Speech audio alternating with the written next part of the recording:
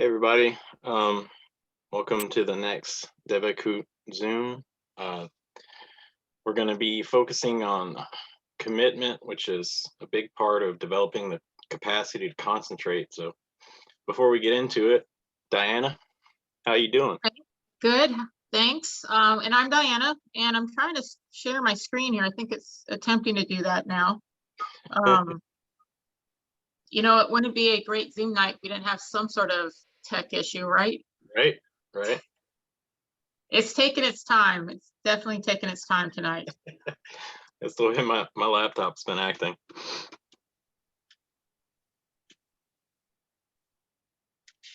It was connected, like as soon as he hit record, my internet dropped. It was weird. Uh-oh. Timing. Oh, wait, is that? Uh-oh. I think it's doing something. Maybe not. Oh, no, hold on. Let's do this again.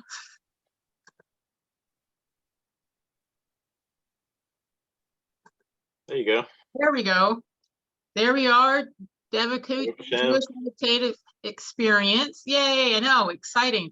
And let me see if I can full screen this. I don't know if I can. I don't think I can. Well, we see it, it's not responding to me, so we're starting this off great. Baruch Hashem.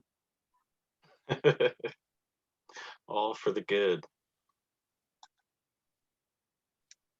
There we go. So announcements, everyone. Now that we're back on track here, all the Zoom rooms that we have going on are changing to Thursday night. So same bat time, same bat channel. So in other words, in not 1940 Matman language, we're same time and same dates, but in May. Sorry, I was just reading that. Yes, in May, because April's almost over. So starting in May, the first Saturday in May will actually be the first Thursday in May, and 9 p.m. Central, 9 p.m. Eastern, so 3 p.m. Germany, or 3 a.m. Germany. And all the other classes then starting in May will be on Thursday nights instead of on Saturday nights, but it'd be the same Zoom link and the same time at 9 p.m. Eastern. So tonight, letting it switch, commitment and creating momentum in practice. Tonight actually starts the Omer count of the week of Nesak, where we're talking about victory and finding the victory and success in the things that we are doing. And that's what we're going to be talking about tonight here in Devekut, is really creating that commitment and creating a space where we can feel that victory and feel that success as we grow in our meditation and our meditative practices. So Luke, where are we at with this? So I just want to review a couple things, just so if somebody's new, they won't be totally lost. So one of the main things we'll be focusing on here is kavanah, which is usually translated as heartfelt concentration. It's where you bring your attention, your attention, your intention, and your emotions all in together, and you hone them and focus them on and direct it. So it's usually translated as directed consciousness also, and concentration, devotion. There's different ways it's translated, but it means all of these basically. And so a lot of the time it's really hard to start a practice, because that is the hardest part. It's just starting it. And so what we really need to start doing is thinking about our desire to connect. We have to begin with setting that intention, that kavanah. And without that, there's really not going to be a whole lot of enthusiasm or motivation to connect. And so that's very important. We have to have that desire, and we have to realize that not only we have that desire, but also Hashem has that desire to connect with us as well. And that's one aspect of developing our intention. And the other aspect is we're not doing this for ourselves. So that's the worst way to go into a practice, is thinking this is about me. I want to become enlightened or something like that, which is usually a really bad intention to have when you start a meditation practice. Um, our our desire and our intention should be to just connect with Hashem, and through this we connect with others as well, and we transform our relationships with Hashem and with others, and bring light into the world.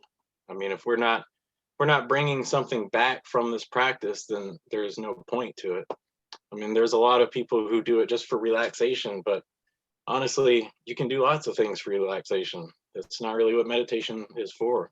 And it's a process of connecting, and that's what we want to do. That's our main focus tonight, is learning to connect and develop that capacity to concentrate. You know, that way we can have some sort of beginning. We can start. We can become committed in order to start gaining momentum. Because you can go ahead and move to that next slide, Diane. Thank you. Yeah, so that being said, we don't want to overwhelm ourselves. So it's good to start out really light, you know, 5-10 minutes, you know, don't overburden yourself. You don't have to take on the full hour or 30 minutes, you know, just you want to make sure that you do this daily. And before you really start noticing the effects, there's going to be a 2-week minimum. And of course, you'll see things, or not see things, but notice things here and there. You'll sense that you're becoming more connected, either to yourself, Hashem, others, the moment, and you're less worried. You're less, you know, you're more emotionally balanced. And so these are little things that you'll notice here and there, but a 2-week minimum is required for basically learning that habit. And it you know, it's one of the best habits we can develop, because we can apply it to literally everything we do in life. And that's one of when we're sorry there, Luke, but this question for you. So when we're working on that 2-week minimum, sometimes just getting through the first day is the hardest part, or you know, is hard, let alone 2 weeks. And 2 weeks can seem daunting when the first 5 minutes is full of extra thoughts and you're like, this is not the way it's supposed to go. So what are your tips around, or your suggestions around just making it through the first day? Yeah, so that's where that desire comes in. You have to really want it. And sometimes it's really hard to jump into a practice whenever that desire and motivation isn't there. And we have to work that up. And a lot of the sages actually tell us that we should study Torah, we should pray, we should do all these things that brings that desire to connect. Because we notice sometimes when we're studying Torah, or we're doing mitzvot, or we're praying, we're not really connecting. Our mind's all over the place, and we can't really seem to focus and connect. And that's why meditation is the key for all of that. It's the key for concentration. It's the key for unlocking our spiritual potential and connection with Hashem. And so we have to have that desire, and that will help you get through the first day, honestly. Without that desire and motivation to connect, it's going to be really hard to develop a daily practice. But I would say just, you know, stick to that first point and don't overwhelm yourself. Start out with 5 minutes, and it's helpful to have like a timer. So you can set your timer on your phone. That way you don't have to worry about it. You can just set it to the side and set it to vibrate or whatever. And when the 5 minutes is up, you know, get up and go back to whatever you're doing. But that way you'll say, you know, all right, I commit 5 minutes to just sit here and meditate. And even if you don't do it right, if you don't do it the way you want it to, you're still committing to the practice, and that's what's important. Yeah, so that perseverance to really just even to stick to that 5 minutes, Right. I would say, you know, connected to that desire, can be you can have desire, you know, you can anyone can have desire to say, hey, I desire to win the game, take it to like the sports world. But I think it's really important to know that there's a sense of perseverance, that if the first inning of the baseball game didn't go so well, that you can still get out there and do the second inning or the third inning. And sometimes each minute feels like an inning, that you have to, like, man, that first 30 seconds, my thoughts are all over the place. How am I going to last 5 minutes? And you're thinking about just lasting 5 minutes. Just keep going. Kind of what, I was watching Finding Nemo this week, and, I cannot help but laugh every time I hear just keep swimming. So, it's just keep going, just keep swimming through that meditative sea. And with that desire, and I find that propels me in those times where my thoughts want to like think, oh no, I gotta get ready for work, I'm already running late. And so having that perseverance to just maintain even through the times that I think I'm running late, because there's actually kind of funny. There's a few times where I knew I was running late because some of my clocks are on Eastern, some are on Central, and I was looking at a Central clock going to an appointment on Eastern time. So I was an hour behind. And then I realized that when I had an hour to get to a place that's an hour away, but I still hadn't done some of my things as far as my meditation and some of my morning routines. So I calmed myself and went through that routine, and ironically still ended up where I was supposed to be on time. And for me, that was just really motivating to see that even when I think I'm behind, if I just stick to my routine, that I will still be where I need to be when I'm supposed to be there. Exactly. And that ties into our Amuna, Rabbi Nachman says through our Amuna, the mind becomes settled. And that's another way, we, even if we're not doing the way we think we should do it, the way we've read about we're supposed to do it, we're judging ourselves, it's okay if you're not good at it at first. Not everybody's going to be good at it at first. That's just a fact. And we can just set the time and commit to it, do it daily. And it doesn't have to be perfect, but just commit to it. That's all you have to do. Because when you do that, I honestly think that idea that we have to do it perfect and do it perfect the first time and right out the gate is something that really ends up leading to our discouragement, because yeah, Terry, it's being recorded. But it leads to our discouragement, because when do we ever do anything right the first time out the gate? We didn't jump in the car when we were 15 and a half years old with our permit. We might have thought we knew how to drive, but then all of a sudden that car was like this overwhelming beast. And it just seems like everything our parents have been doing for the last 15 years of driving us around now became this, momentous task. But then we learned how to do it, and most of us are hopefully decent drivers now. So it's the same thing.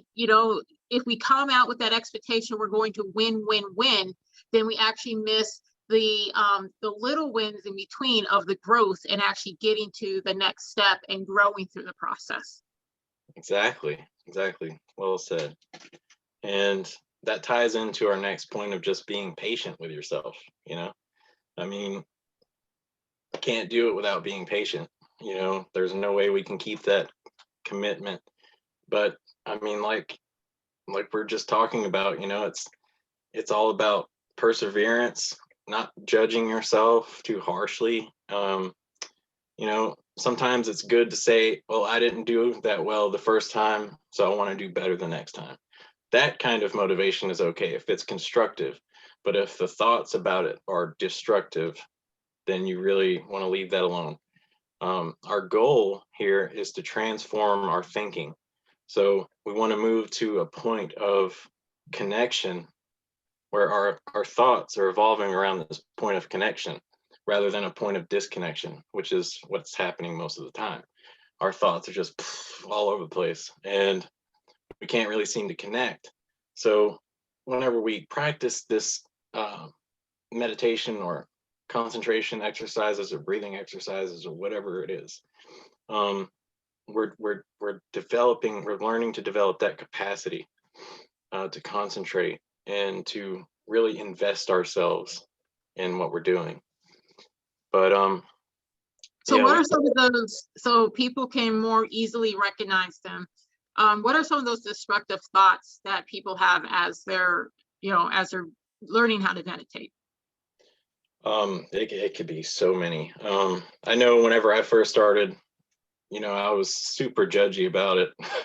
I was really hard on myself, and everybody is different in the way that they learn, and I can't say that this kind of thought would affect that person this way, because sometimes people take things differently. Some people don't take things too personally.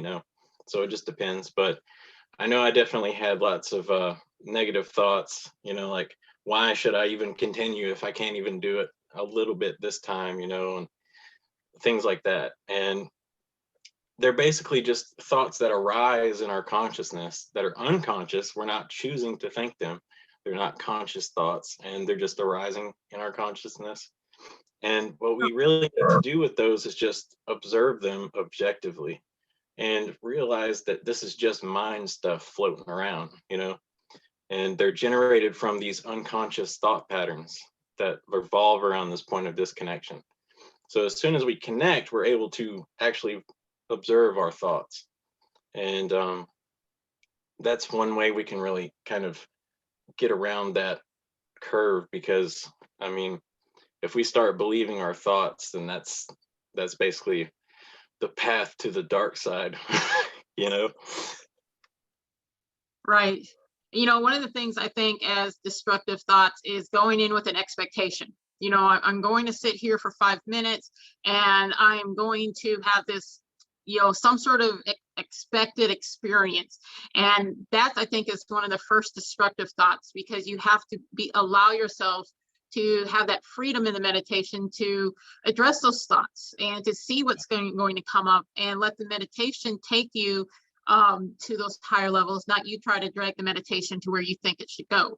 And I think that's honestly one of those first huge thoughts, that if you can sit there and as you're meditating and you think, okay, this is going to be great, if you can isolate that and just kind of tuck it away, you don't have to acknowledge it as good or bad. To say, hey, I see that thought, I'm just going to let my meditation happen.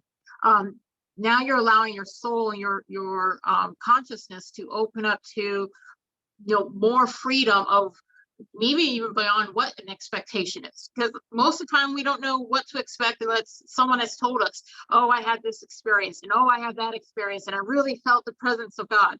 And sometimes that's a challenge, even for some experienced meditators, where they want to feel a presence, or they felt that presence, and they go in desiring to feel that presence, but they have some things that are blocking that. And then coming out of that saying, okay, why didn't that happen? And then beating themselves up for not having the experience they wanted can be some of those destructive thoughts. And some of the things that I think we really need to, consciously avoid. No, if we go in saying, I know this type of thought is destructive, then we can isolate it and say, I don't need that thought right now. Exactly. And I have bad thoughts, adjustment thoughts to my breath. Yeah, that's a good technique. Scott said that whenever he has bad thoughts, he moves his attention to the breath, and that's one of the things that we've actually covered in here. So that's pretty awesome. Yeah, great job, Scott. But if you want to, we can go ahead and move to that next slide. And let's see. Yeah. So when we commit, we're creating this momentum, and the effect from the meditation is cumulative. So if we start a daily practice and then we just kind of skip a couple days or don't do it here and there, we're losing that cumulative effect. And this is going to really discourage us from continuing our practice. And that's another trap. Like Diana was saying, the expectation is a major trap, because you desire to have this spiritual experience, and that pretty much creates a blockage for you from actually connecting and experiencing it. And the second one would be this for sure, just skipping days, just kind of playing hooky and not really committing fully to the practice. And like I said, you don't have to overwhelm yourself. You can start 5 minutes, set a timer. If you don't do it right the first time, that's cool. It's a process, and it's like working out. obviously the first time you're not going to be able to lift 250 pounds, you know, you have to work towards your goal. And sometimes it takes time. But you know, it's just, it's all about really committing and wanting to connect, that desire. And you'll notice, like, if you do stay on that path, if you stay committed and you really stick to the daily meditation every single day, and you can actually, this doesn't have to be just sitting and closing your eyes. You know, this can be washing dishes, this can be walking your dog at work, you know, wherever you are, whatever you're doing, you can bring this connection. You can tap into this connection at will. And this comes with daily practice as well. It starts working on its own in that way, to where you don't really have to initiate it anymore. It just, it's there. And you feel, you start experiencing it as basically emotional balance. You're feeling more connected, more focused, concentrated. You're less affected by what others say and do. You're less affected by your own thinking, you know, and this is one of the results. But I mean, there's so many benefits to meditation. It's hard to put them in just one kind of category, really, because really your whole life can benefit from this practice. And when you can really commit, I mean, the results are very surprising. And sometimes you can, like Dan was saying earlier, you know, you don't want to push it, you know, like a lot of people hear about these meditative, you know, practices in Kabbalah or whatever the case may be. And sometimes we're just not ready for that yet. You have to develop a foundation, you know, you have to really develop that practice, something that you're able to really connect with. Right. And You know, one thing I saw, Scott had a question there, and it's not on my screen, so I can't read it verbatim. But Scott, even if you have a fixed time, you can step into that.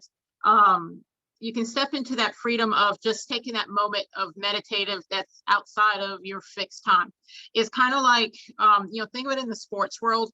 Everything needs practice, right? And a lot of people think that pro football players, they just show up on the field, you know, a couple weeks before the first game, they toss the ball around, and you know, they're back into the game. But you know, we all know they have an off season. We all know they go to a training camp before the season starts. But then, you know, if they're walking down the streets and a kid in the neighborhood throws a football, they don't forget how to throw the football. They don't ignore the football. They pick it up and they toss it back. So you can have that fixed professional, that time where it's, you know, the training camp. And then when you have that moment where you need to toss the ball back, you can pick up the ball and toss the ball back. That makes sense, Scott? yeah, that's awesome. Baruch Hashem. Okay. Yeah. Yeah, that's really what we're trying to do, is that's our main thing. Obviously, we want to develop a practice where we're, you know, still and silent, but you can also be still and silent and in the world. You can be at your job, you can be talking to someone mid conversation and connect to this, and you actually are able to listen to what they're saying. And that's the difference. You become receptive and you're not blocking everything out. You notice that there's more beauty to life. There's more beauty to everything. You start seeing the good in people and you start forgiving more. You just really start connecting to Hashem on higher levels. And I mean, it all comes from really just committing. And we're going to do something here in a little bit that will be a little bit different. We're not going to do a meditation fully eyes closed, so that you can get kind of like a flavor of what this is about. And you can kind of tell that you can do this while you're doing anything else. You can do this while you're reading, studying Torah, watching TV, you know, I mean, anything.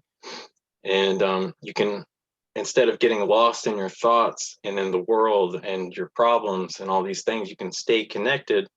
And you realize that when you're connected, you're centered, And all of these unconscious thoughts are on the periphery of your consciousness instead of, you know, bogging you down.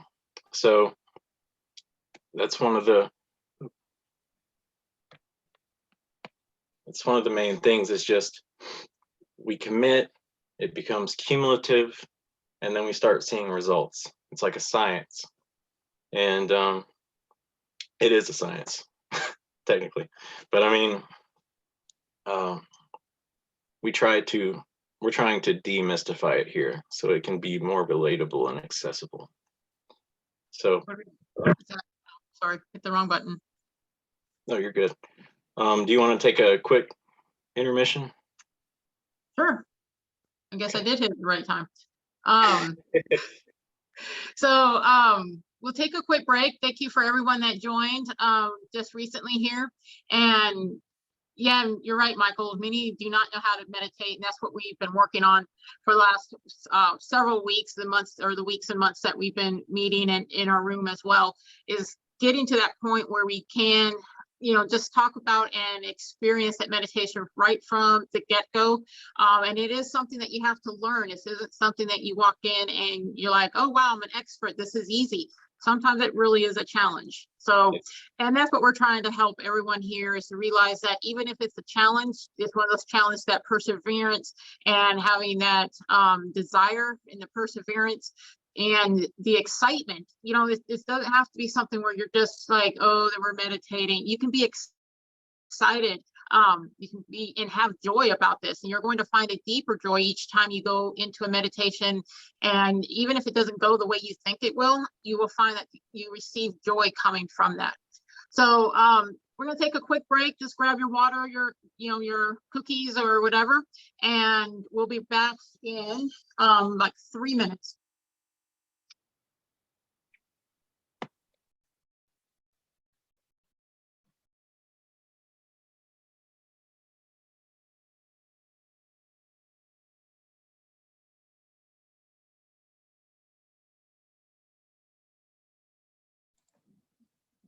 While everyone's grabbing their waters and cookies, as was mentioned, in case someone came in after the earlier announcement, we're moving all of the Saturday night rooms to Thursday nights, all 4 of them, primarily just to give people in the central time zone and further west opportunity to attend, because of the fact of the time change we just went through, and then summer months are coming, that it's almost about impossible with Shabbat on Saturday for people to make Saturday night rooms and have time. So we're moving them over to Thursdays, at least for a number of months, till we go back in the other direction. Then we'll probably flip-flop back to Saturday night. So it might be almost approximately 6 months and 6 months, something like that. We'll see how it goes, but that's going to start with the May room. So we'll still have one more Saturday night room next weekend.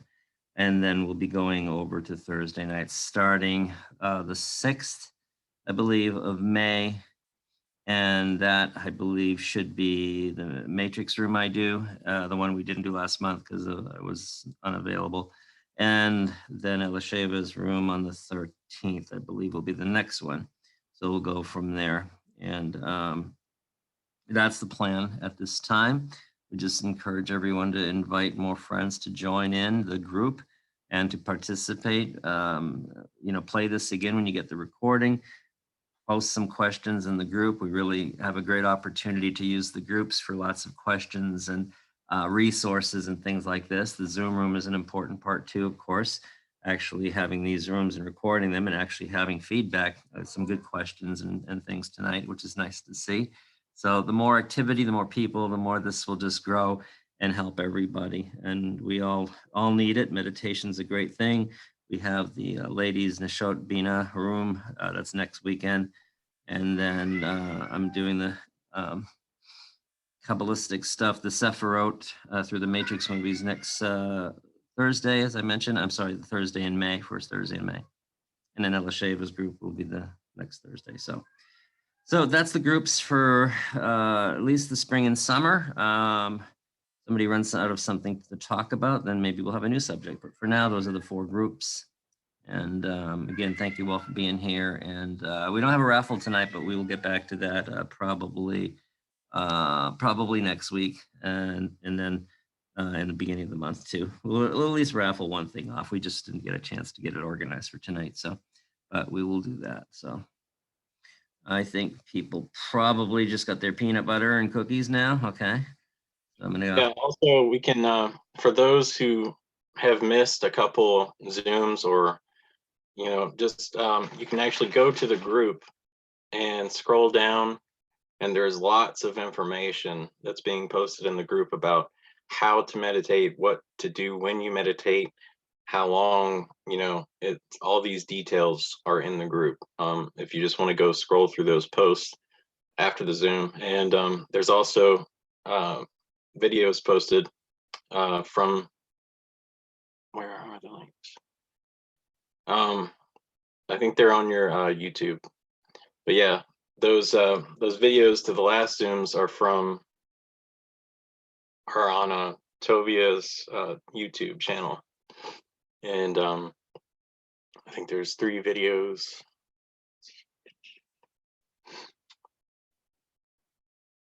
I don't know.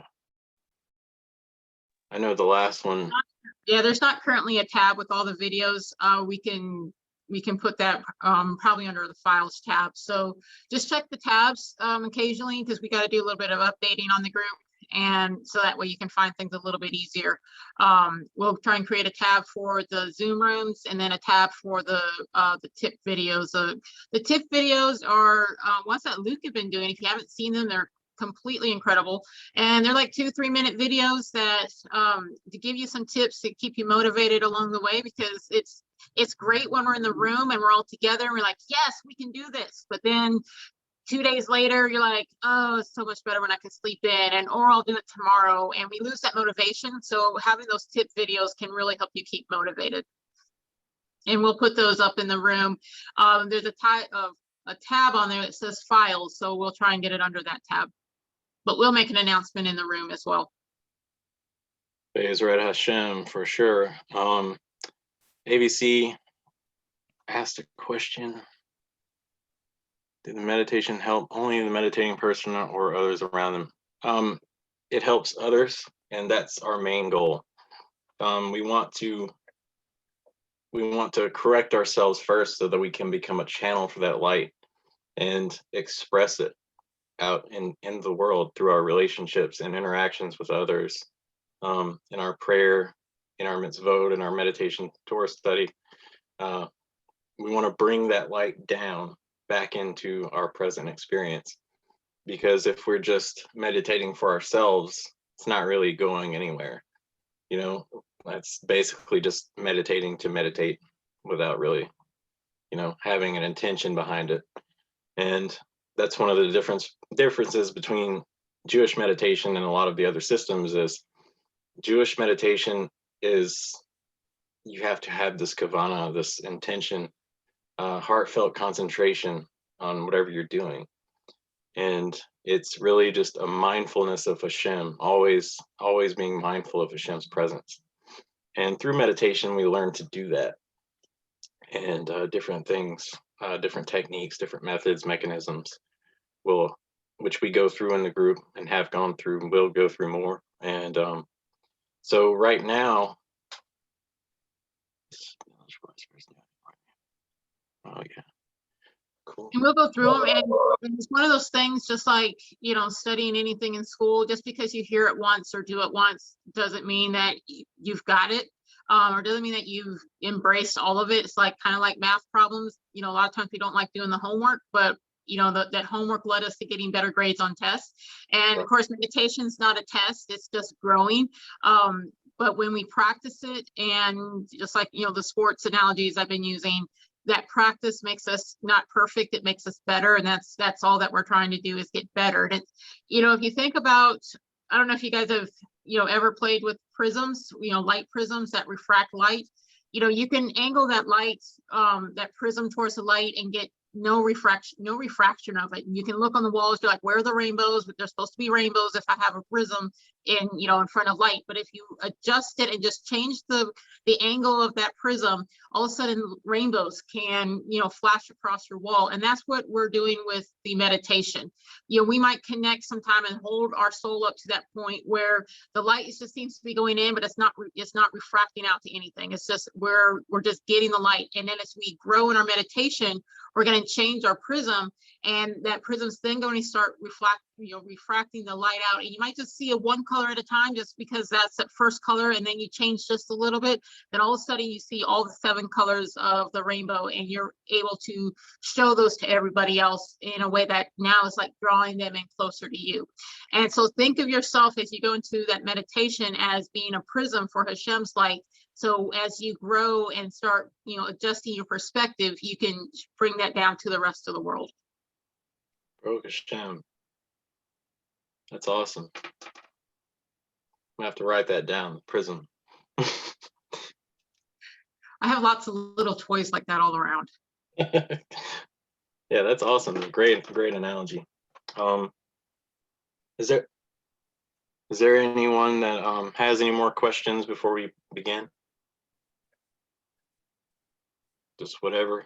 Doesn't really. I mean, as long as it's connected with, our commitment, desire to meditate. How do we meditate? Any questions?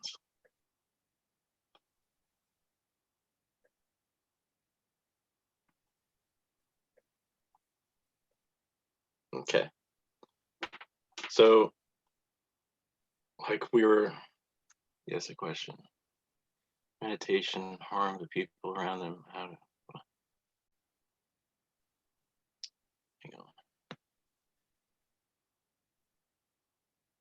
I don't know. I don't understand what your question is, ABC. Meditation harms people around them then? I don't know. I don't know what you mean. There's one more question that popped up in there. Let's see. How do we know if our intentions are bad? Well, if they're self-seeking, then that's the place we don't want to go. So if it's just obviously we want to better ourselves, but that desire has to include wanting to give it to others, that goodness that comes through you, and realize that you are a conduit for this goodness to enter the world. And this is connected with our emunah and our humility. We're not meditating to become these enlightened masters. We're meditating in order to connect. We want to connect to Hashem and connect to others, and we want to bring this light into the world. And if it's directed only towards ourselves, then that's the wrong intention. But if our intentions are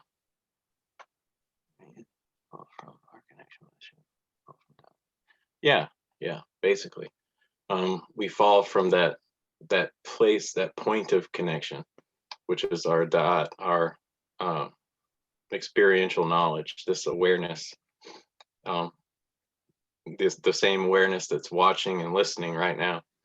But that's basically what's happening. We're, like I was saying earlier, we fall into this point of disconnection, and this is what our thoughts revolve around. And this is where we experience all these negative identifications with thoughts and emotions that get us trapped and sad and depressed and angry. And we want to elevate that to a point of connection where our thoughts revolve around this point of connection with Hashem and with others, so that this light can be channeled through and you can focus on good and holy things, and you won't be consumed or bombarded by all negativity. So yeah. Baruch Hashem. All right, so we're going to go into this. We're doing something a little bit different tonight.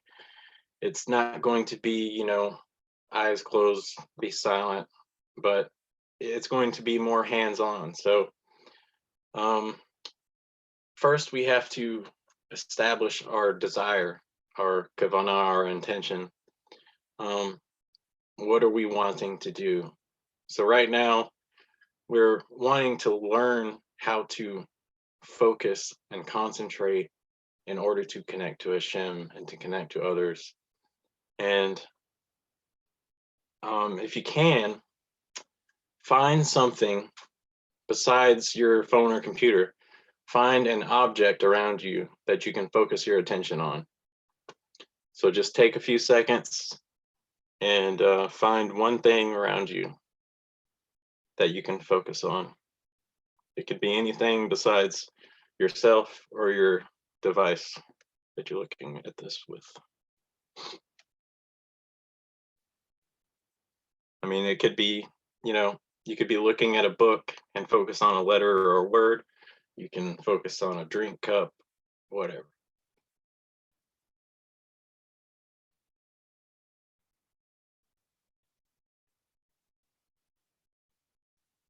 All right, so if you've got your attention locked on to your focal point, just keep your focus there and let that fill your mind to where it's only this cup or whatever it is you may be focusing on. Only the cup, only the object of your focus, your focal point. And notice that whenever you focus on this, you're bombarded by thoughts about it, sometimes even negative thoughts. But this is something that we've addressed before, our habata, our observing, our witnessing. We're focusing our attention, our conscious attention on this object and observing our thoughts, our emotions, whatever may come up and distract us from focusing on this object.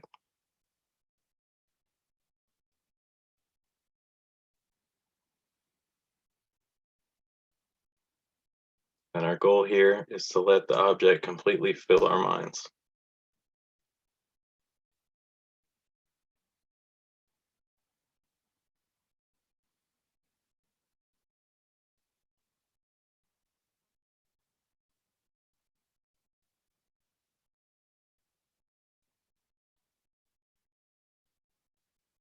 Notice the thoughts, the emotions. Notice if you're having any problems or if you think this is dumb, you think it's cool, if you whatever arises, just notice it. Don't judge it. Don't try to analyze it.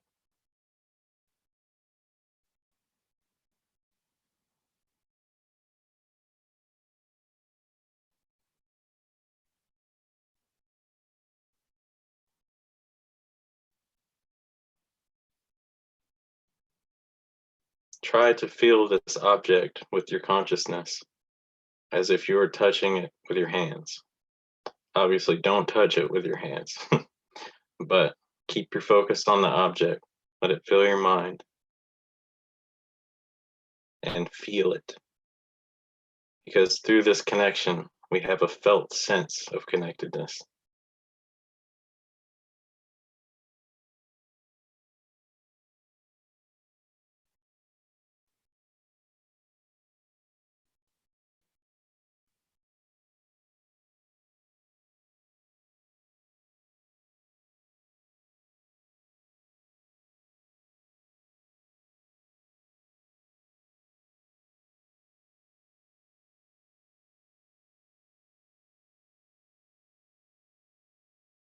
Okay. So we're going to move on to something else. So that's where we're learning to focus on and concentrate our attention. We find a focal point, whatever it may be, and you just bring your attention and concentrate and try to strengthen that metaphorical muscle. And the more you do it, the better your concentration will be. the more steady and settled and quiet your mind will be. All right, so the next step, we focused on something external. Now we're going to move a little bit closer. We're going to focus on our body. So first, bring your attention to the sensation of your breathing. Don't try to change it, just notice it.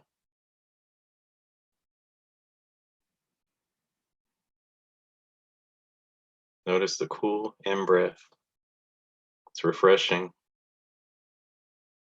And how when we exhale, it's warm and relaxing.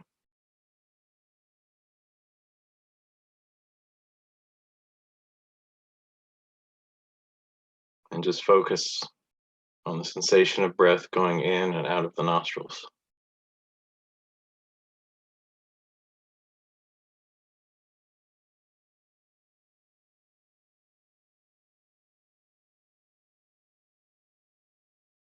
Notice how even here, your mind is already trying to distract you with thoughts. So when this happens, just observe the thought without judgment and return your attention to the sensation of breathing.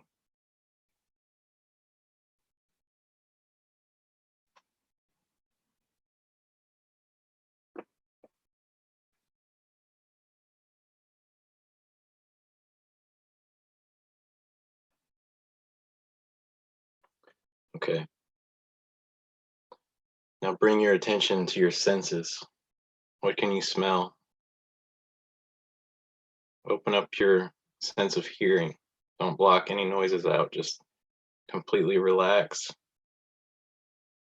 Have this relaxed alertness where we hear everything and we don't try to block anything out. We're not trying to judge anything. We're just noticing it.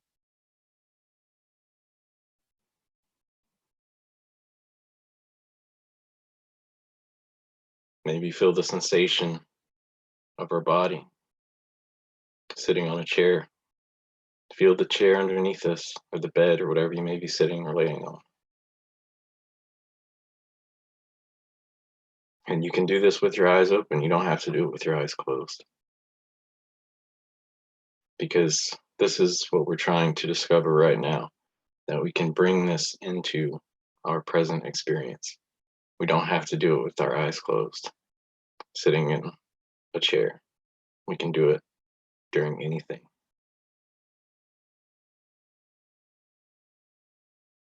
So notice the harmonious functioning of the body.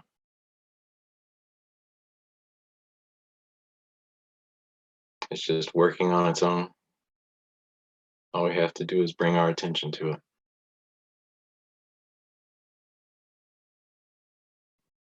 Relax your shoulders.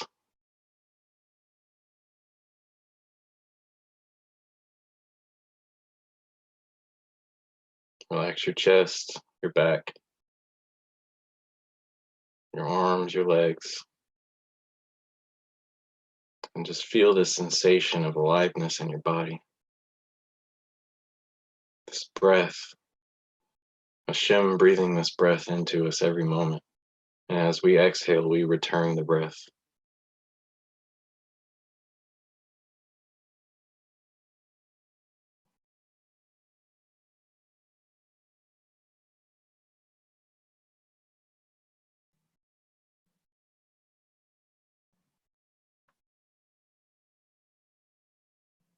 And just notice this aliveness in the body, the harmonious functioning, the breath moving in and out of the nostrils. And notice that our attention drifts away every now and then into thoughts. And we just observe the thought. We catch ourselves, we observe the thought, and we gently bring our awareness back. We notice that we're aware of these things, therefore we're not those things.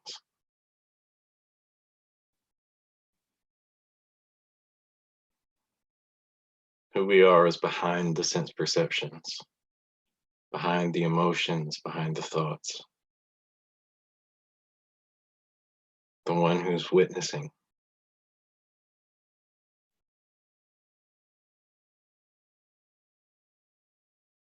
The one who hears it all, the one who feels it all.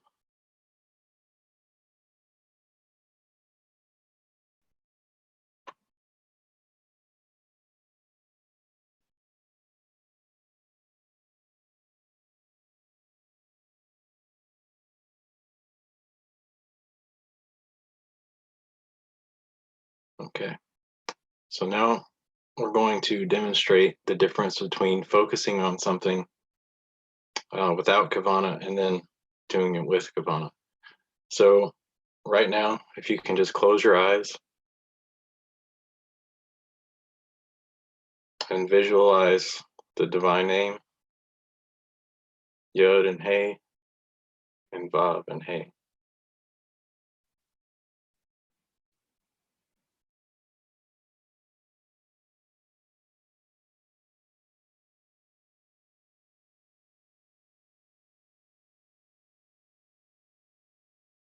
And just become aware of the details of the letters. What's their shape? What's their color?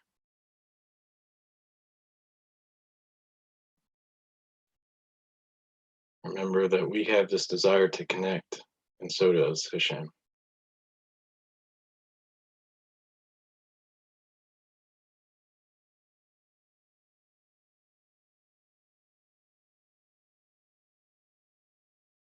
Are the letters moving? Are they changing shape?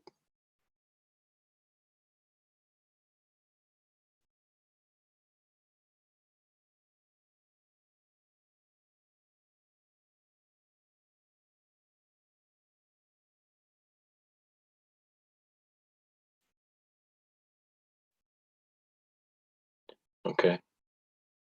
So we notice that it's a little bit easier to have this focal point in our mind, or if we're contemplating it on a piece of paper or whatever it may be. But in order to actually put power into it, we have to have this kavana, this intention. Why are we doing this? Why are we visualizing the divine name? So when we think about the yod of the divine name, it represents this constant, always. And the hey and vav and hey, they it's hove, which is basically presence. So when you think of the divine name, there's this always constant eternal presence of Hashem, and it's only right here, right now, the present moment. Hashem's immanent presence resides here, within us, within our environment.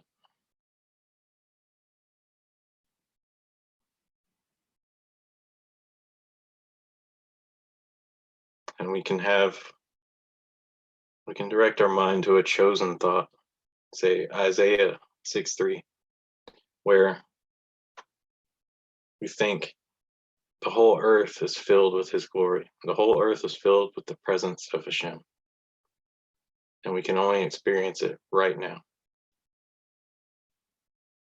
And through this experience, we're drawing this light down into the world. And we can channel it into whatever action, thought, word, whatever. But it can only be experienced right now in this moment. This is where Hashem's immanent presence resides. And through connection through this, we can experience more expanded states eventually and connect to the transcendent. But for now, let's just focus on this moment. So like I said, Yod and Hey and Vav and Hey denote this eternal, constant presence right now within all things.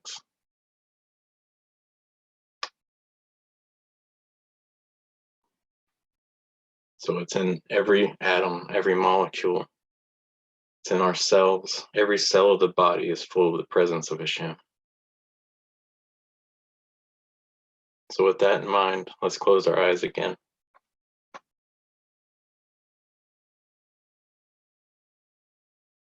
And start to visualize the divine name, Yod and Hey, and Vav and Hey.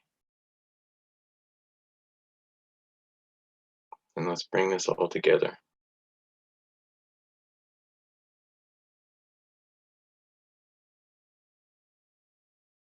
As you place your attention on the divine name in your mind's eye, also become aware of your breathing. Become aware of the harmonious functioning of the body, how every cell is alive and bursting with vitality.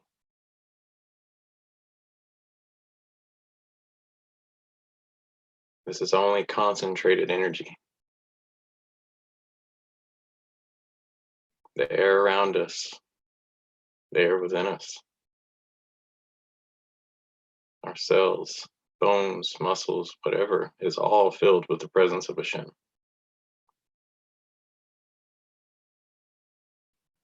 So let's bring this all together.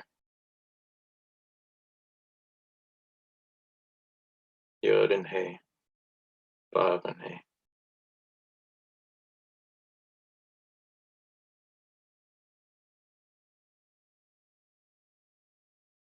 We have that desire to connect.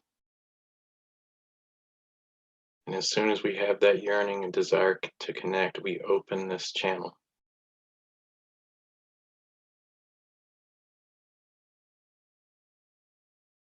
We nullify our will so that Hashem's will can become present. It's just a matter of opening the door for Hashem. We stay so closed off most of the time and disconnected.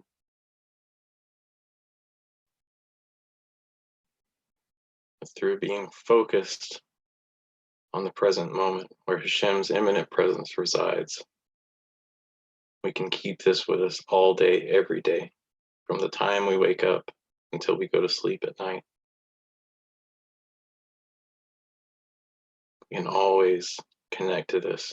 It's always there. It's just a matter of becoming aware of it.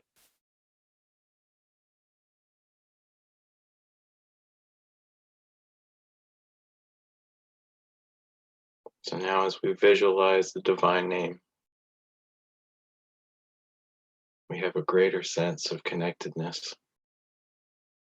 Our kavanah, our desire to connect, knowing that Hashem's presence is present right now, within us and around us, in the air that we're breathing. Hashem constantly breathing into us. As He exhales, we inhale. As we exhale, He inhales.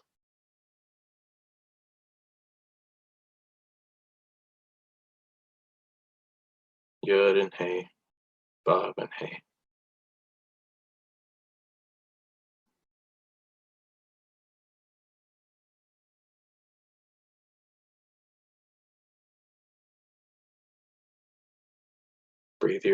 Bring your attention to your breathing. Sensation of air going in and out of your nostrils. The rising and falling of your chest and abdomen. The harmonious functioning of the body. The aliveness that permeates every cell, the air around us. Hashem's presence in this moment right now.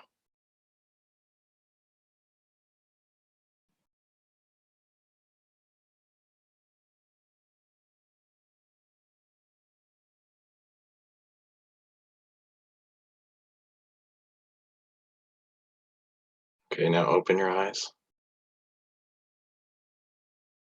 and continue to stay connected to your breath and the harmonious functioning of the body, the aliveness of the body and your environment, the presence of Hashem right now.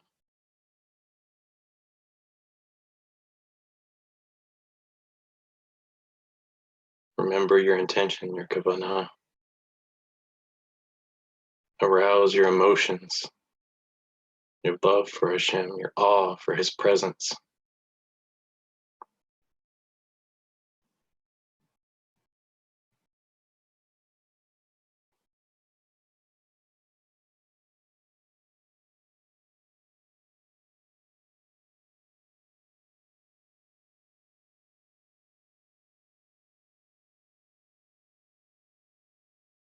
And you can keep this with you all day. You never have to leave it. He never leaves us. He's always present. The question is, how present are we?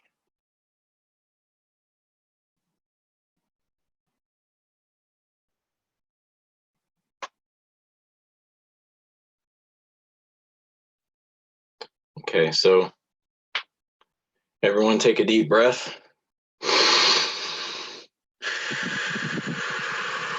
And blow it out all the way out of your lungs. And return to your normal breathing. Okay. So did anyone have an interesting experience or a question or comment?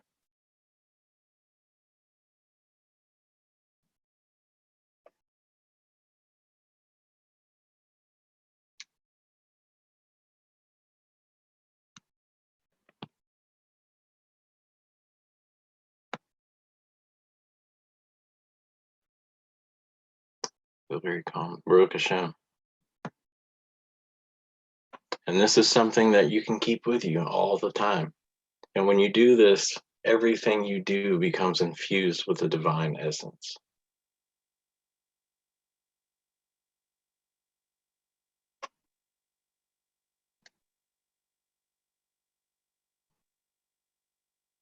Your interactions with people, for instance, they're very different.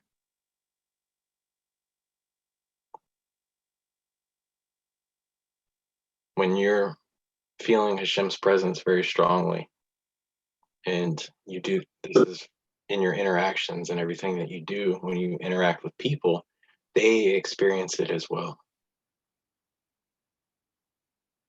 The prophets actually used to do this. They would channel this energy, this prophetic energy, and anyone who came in contact with them would automatically be channeling this energy as well because it was so powerful.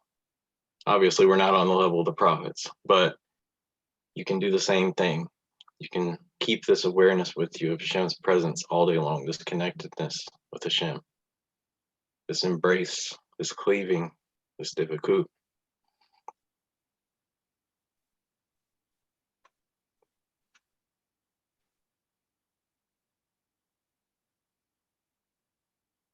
It transforms your relationships with people.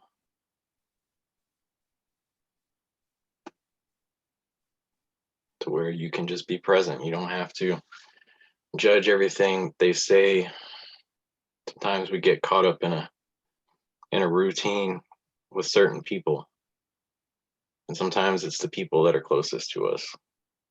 We don't really notice we're doing it.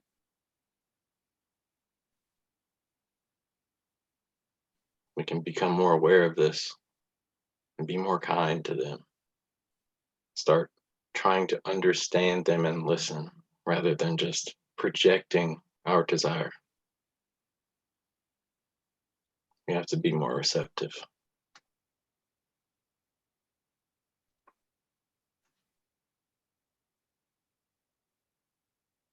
We have any more Baruch Hashem, Isabel? We have any more questions or comments?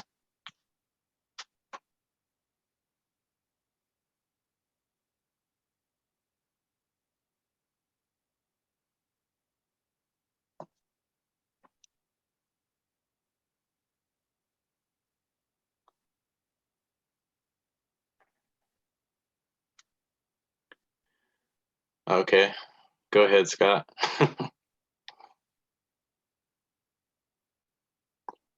Let's see. ABC, example of the word command.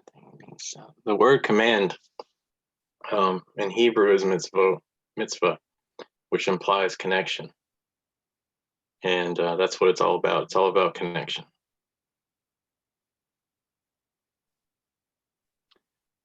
Can we meditate on a divine name but not say it? There's many different,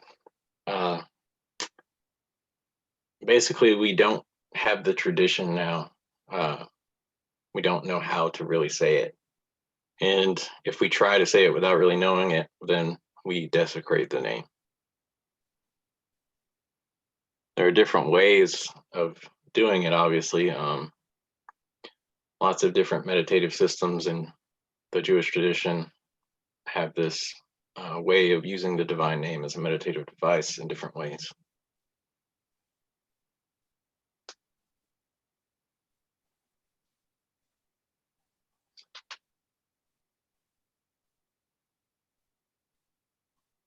ABC, I don't really understand the question.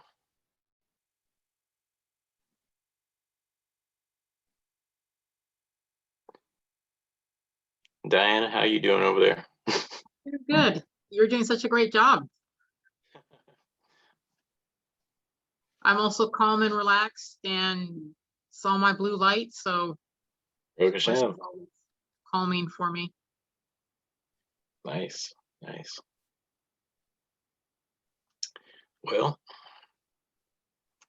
last chance for questions and comments. So, anybody have anything at all? Anybody, if you want to throw in some comments of maybe what you something that you learned tonight, always like the phrase "I now know that," and tack on whatever you've added or whatever you've added to your knowledge base or just an understanding base.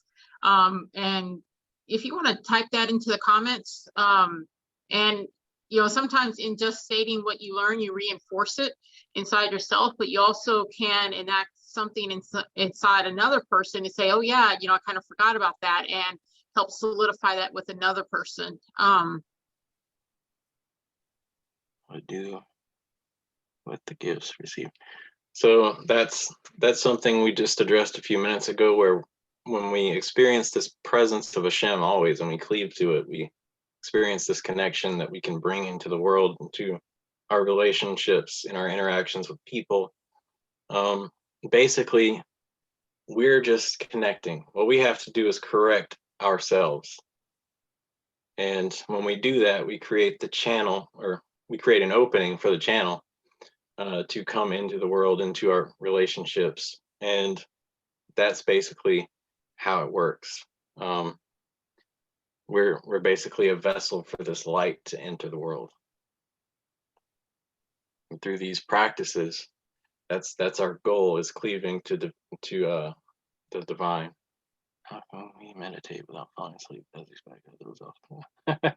That's okay. Yeah, that's very common, so don't feel bad about it. I used to do it a lot. Sometimes it takes a little bit to really get that alert, relaxed state. Sometimes we get too relaxed and a little less alert. So it's just it just takes practice, really. Sometimes changing your position. If you're laying in bed, you may not want to lay in bed. Right. That's where I started meditating. I'm like, yes, it's my relaxed place. And then my relaxed place turned into a 30-minute nap. So, I started moving to a, different spot in like one of my chairs. And now I have a place where it's kind of like my meditation space where, I might roll out a mat or something and just be in that place where I'm comfortable, but I'm not also surrounded by the things that give me extra comfort, or sometimes the things that might even be more distracting, like my blanket is super warm and that can be a distraction. So, and if kind of clearing out the space around me, if I'm like sitting on a mat or sitting on top of a blanket or sitting on a pillow, then that helps me also clear out the extra space and unwanted things in my mind. And because now I don't have the tangible things around me, I can easily push out the extraneous thoughts. So, yeah, that's actually a good point. That's why in the Jewish tradition they teach you to face the wall, and there shouldn't be anything on the wall. It should just be a blank wall. That way you're not distracted by your surroundings and also the tali.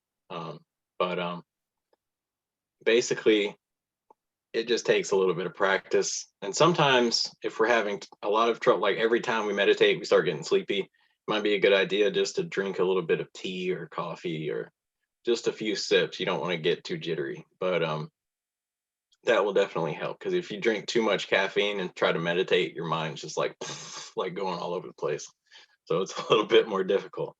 But other than that, it just takes practice. You can do what we were just doing with our eyes open, where we we try to focus on these concepts and really bring our awareness to what the concepts are pointing to. Drink it 30 minutes ahead of time. Yep. That's exactly right. You don't want to drink it right before. You just want to give yourself a little bit of time. And like we were saying earlier, it's all about commitment and concentration come from the same place. It comes from that dot. And without this commitment, we really can't develop the capacity to concentrate. We can't really connect. It's all about commitment, this desire to want to connect. I want to connect. I have to connect to Hashem. You really have to motivate yourself. Sometimes you have to arouse your emotions if you're just kind of, and it just takes practice. You just have to do it. I mean, even if you're just sitting there and you're trying to develop the desire to meditate, if you fix your timer for 5 minutes or 10 minutes, preferably, but if you just fix your timer and set it on your phone next to you, and even if you're just sitting there trying to develop the desire to meditate, that is a very good thing. Even if you don't say a word, you don't turn it into a prayer, like whatever, you don't have to do that.